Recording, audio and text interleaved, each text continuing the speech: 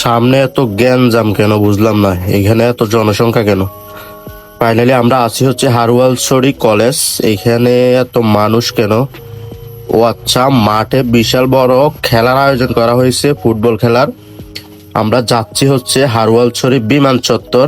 তা আমাদের এলাকার বড় ভাই, ভাইয়া ভালো আছেন? বিমান চত্বর যাইতেছি। বড় ভাইও মনে হয় ফ্যামিলি নিয়ে হারওয়ালছড়ি গেছে বিমান চত্বর। হারওয়ালছড়ির আশপাশ থেকে যারা দেখতেছেন অবশ্যই ভিডিওটা শেয়ার করে দিবেন, সবাইকে দেখার সুযোগ করে দিবেন। বিশাল বড় খেলার আয়োজন করা হয়েছে, মনে হয় প্রচুর মানুষ দেখা যাচ্ছে। আসলে হারওয়ালছড়ি গ্রামটা আমার কাছে খুবই ভালো লাগে, মানে আমি বারবার আসতে মন চাই। গ্রামটা এত ভালো লাগে যা বলার বাহিরে। আমরা যাচ্ছি ফাইনালি বিমান চত্বর। কি অবস্থা ভাইয়া, ভালো আছো? কি অবস্থা, ভালো আছেন ভাই? যাক, ফাইনালি হারওয়ালছড়ি বিমান চত্বরে এসে আমার ভালোবাসার মানুষগুলোর সাথে দেখা হয়ে গেল। আমার সাথে আছে ছোট ভাই কামরুল, প্রিয় ছোট ভাই। কি অবস্থা ভাই, ভালো আছেন? আমরা এখন অবস্থান নিয়েছি হারওয়ালছড়ি বিমান চত্বর। এখন বিমান চত্বরে প্রবেশ করব।